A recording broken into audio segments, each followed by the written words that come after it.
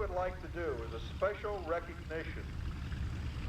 Is first of all, we want you to understand what we're trying to do here. We want to have everyone who has at any time served as a military veteran. And what we're going to do here is we're going to kind of call you out in groups. We want you to kind of move up here to the flight line, because we're going to do this in a special recognition, as we're going to be having this later on in just a few moments here. So if you have at any time served with the military, and this includes as part of the opening of this, as we're going to be playing also the Canadian and also the U.S. anthem. So this means it is again going to be another one of the Corsairs, and we'll talk a little bit about more about these later on. These Corsairs are going to be an airplane that we'll talk about a little bit later on. So again, all of the military veterans, again, we want you to be up here close to the show line, and we'll have you step out just on the other side of that show line in just a few moments here again, as we have the F4U Corsair.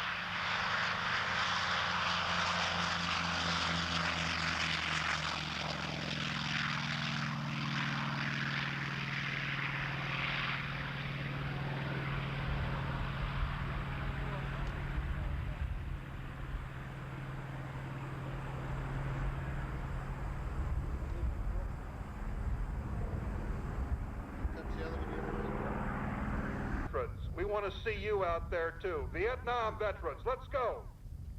All right. We love it. Vietnam veterans.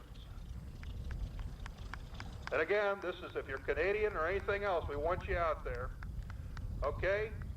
We've had several other skirmishes since then too. Do we have any Desert Storm veterans? If you went over and played in the sandbox, we want to see you out there too. All right. Okay, now we're going to have... Okay, ladies and gentlemen, at this time, since we do have members of Canada here, and we are the host group for this, ladies and gentlemen, the first anthem that we're going to be playing is the Canadian National Anthem. Please stand and remove yourself.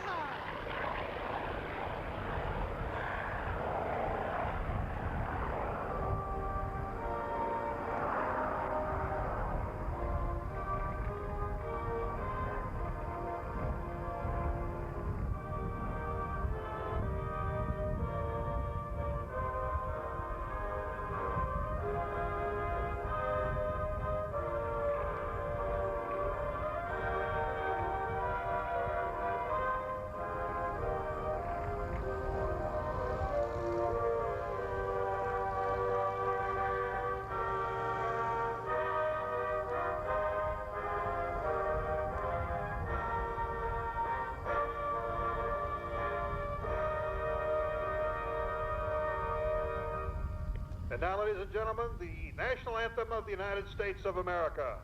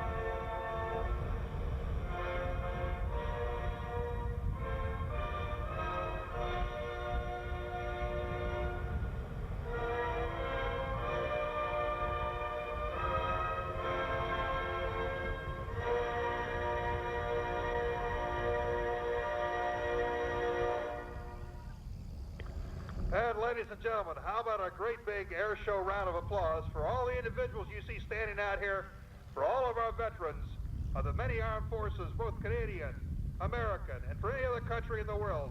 Again, we want to salute you and thank you. Thank you very much.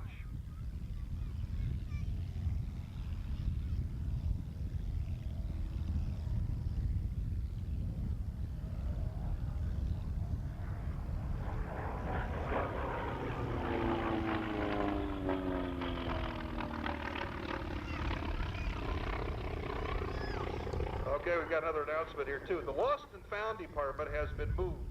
If you lose something here, it's now at the Kodak tent, okay? Now, generally what happens here at air shows too, we want to just kind of tell you here, is that generally people sometimes get lost. So before you get going here, if you're going to be at the air show, kind of pick out an area where we want somebody to meet. Usually what happens is when they say that we've got a lost child, it's not that kind of a situation at an air show. Because generally we know where the child is, we just can't find the parents. So make sure that you know where your kids are. I see some people down here have got it the right way. They put them in a little rack and carry them around on their back. That's the best way to find out where your kids are, right? There's no way you're going to lose that kid. If that kid gets lost, mom was lost too. Okay. Corsair is taxiing by to get a great shot of it. Again, the Chance Vaught F4U Corsair, if it was built by Goodyear, it was called the F.G. Now this airplane, as you're taxiing, you see it by here, it's one of the bent-wing birds. And there's a reason for that, which we'll tell you about later on here. It's why they call it the bent-wing bird. Later on, so he's taxiing back in. And we're going to have two other airplanes take off here. And one of the things that we mentioned to you a little bit before here, and we're going to lead up to this just a little bit, is the fact, as we mentioned to you, that something happened November 27th, 1941. And what we're going to do here is we're going to talk about how the United States of America got brought into World War II. Now, what is interesting here is the fact that on November 27th, 1941, a fleet of ships sailed from the Kuril Islands to the Empire of Japan, one of the North Islands. This fleet of aircraft carriers, 5 aircraft carriers, plus all the support ships left on that date. The code word for them to depart was called Wind Rainy. Now, we'll talk a little bit more about this and the fact that we have to remember that, as I mentioned before, the United States at this point in time had not really been set up in regards to what was actually happening with everything